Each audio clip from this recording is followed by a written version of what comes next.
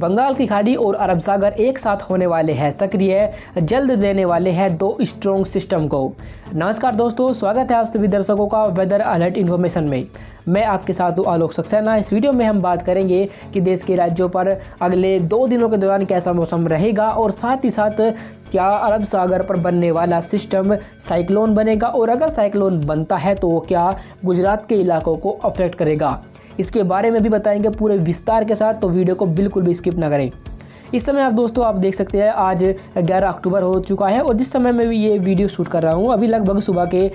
10 बजे हुए हैं। आप देख सकते हैं कि एक लो प्रेशर एरिया था जो पहले यहाँ पर बना हुआ था, जो कि आगे की तरफ मूवमेंट किया और इस समय आप देखिए कि लो प्रेशर एरिया काफ़ी प्रभावी हो चुका है और एक डिप्रेशन के रूप में इस समय हमें बंगाल की माफ़ कीजिएगा अरब सागर के सेंट्रल हिस्सों पर दिखाई दे रहा है। लगभग इस सिस्टम की जो स्थिति है वो लगभग यहाँ पर है और आप देखिए कि जो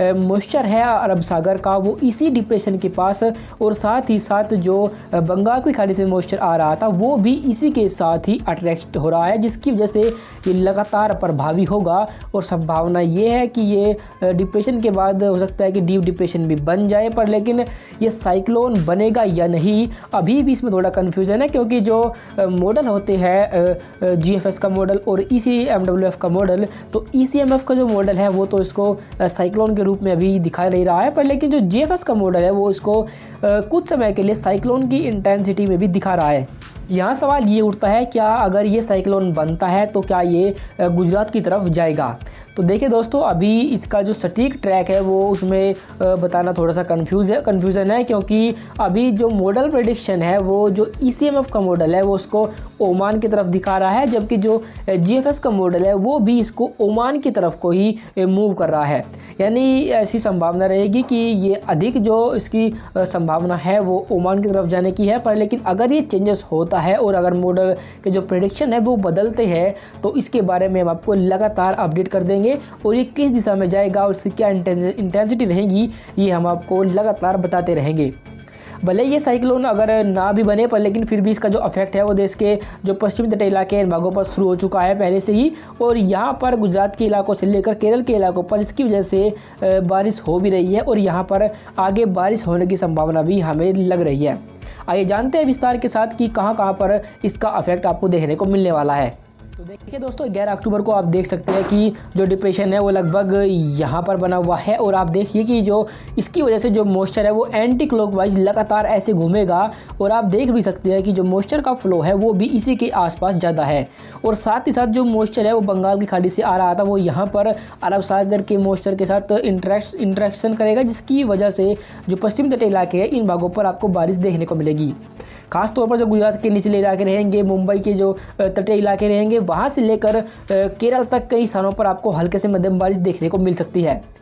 तमिलनाडु और साथ ही जो केरल के इलाके रहेंगे यहाँ पर कुछ भारी बारिश की एक्टिविटी होने की संभावना रहेगी, क्योंकि एक नया सिस्टम एज ए सर्कुलेशन के रूप में लगभग यहाँ पर डेवलप हो चुका है जो कि दक्षिण भारत के राज्यों को प्रभावित करेगा। अभी आपको बता दें क्योंकि मॉइस्चर बंगाल की खाड़ी से देश के राज्यों पर पहुंचेगा एक बड़े इलाके पर, जिसकी वजह से जो आंतरिक हिस्से रहेंगे मध्य महाराष्ट्र के, विदर्भ, उड़ीसा और आंध्र प्रदेश के, इन भागों पर भी आपको हल्की बारिश यानी लाइट रेन आपको आज देखने को मिलेगी। बाकी जो देश के अन्य इलाके रहेंगे उन भागों पर देख सकते हैं कि उन भागों पर जो बारिश थी वो बिल्कुल भी नहीं है और वहाँ पर बारिश होने की संभावना भी आज बेहद कम रहेगी।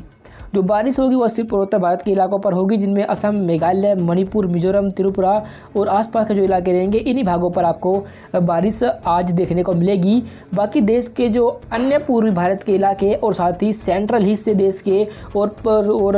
राजस्थान सहित जो हमारे उत्तर भारत के इलाके रहेंगे इन भागों पर कोई इफेक्ट मौसम की तरफ से नहीं होगा और यहाँ पर मौसम बिल्कुल साफ बना रहेगा। हमने आपको पहले भी बताया है कि उत्तर भारत के इलाकों पर लगातार एक एंटी साइक्लोन यहाँ पर बना हुआ है, जिसकी वजह से जो हवाएं का प्रभाव है यहाँ पर उत्तरवर्ती है और जो ये हवाएं आती है उत्तर पश्चिमी, इनमें जो मॉइस्चर होता है वो बिल्कुल भी नहीं होता, क्योंकि जो इलाके आते हैं ईरान और इराक की तरफ, यहाँ पर कोई भी ऐसा सोर्स नहीं है बड़ा पानी का, जिसकी वजह से वहाँ पर जो पानी है वो मॉइस्चर के रूप में ऊपर उठे और जो वेस्टर्ली विंड चलती है ये इनके साथ मूवमेंट आगे की तरफ करे। पर लेकिन जो WD आता है वो भूमध्य सागर से आता है, पर अभी फ़िलहाल ऐसा कोई WD हमें आता दिखाई नहीं दे रहा जो उत्तर भारत के इलाकों को, पहाड़ी इलाकों के साथ साथ मैदानी इलाकों को भी अफेक्ट कर सके। इसलिए उत्तर भारत के इलाकों पर, तमाम इलाकों पर लगातार नॉर्थ वेस्टर्ली विंड चलती रहेगी, जिससे कि यहाँ पर ब्राइट सनशाइन रहेगा, दिन में तेज़ धूप रहेगी। वहीं इन हवाओं की वजह से जो रातें होंगी वो ठंडी रहेगी।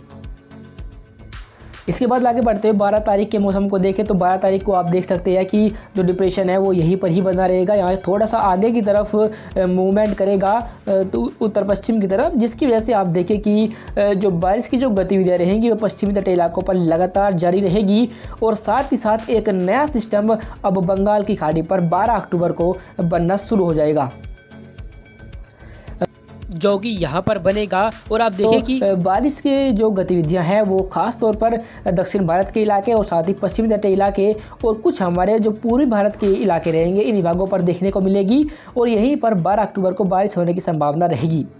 इस डिप्रेशन की वजह से चूँकि ये तो पश्चिमी तटीय इलाकों से काफ़ी दूर है, इसलिए इसका जो अफेक्ट रहेगा हवाओं के रूप में वो इन भागों पर इतना नहीं होगा। और साथ ही जो हवाएं इन भागों पर आएंगी वो इस सर्कुलेशन की वजह से बंगाल की खाड़ी का मॉइस्चर भी यहाँ पर लगातार पहुँचता रहेगा, जिससे कि यहाँ पर हल्की से मध्यम बारिश का दौर इसी तरीके से लगातार बना रहेगा। उत्तर भारत के इलाकों पर लगातार उत्तर पश्चिमी हवाएं चलती रहेगी, जिससे कि वहाँ पर बारिश जो होने की जो संभावना है वो बिल्कुल भी नहीं होगी और मौसम बिल्कुल साफ उन भागों पर बना रहेगा। उन्हीं हवाओं का प्रभाव पूरी भारत के इलाकों तक रहेगा और जिसकी वजह से पूर्वी उत्तर प्रदेश, बिहार, झारखंड, पश्चिम बंगाल और साथ ही साथ मध्य प्रदेश के उत्तरी इलाके और छत्तीसगढ़ के उत्तरी हिस्से, इन भागों पर भी इन्हीं हवाओं का प्रभाव रहेगा, जिससे कि यहाँ पर भी मौसम बिल्कुल साफ बना रहेगा।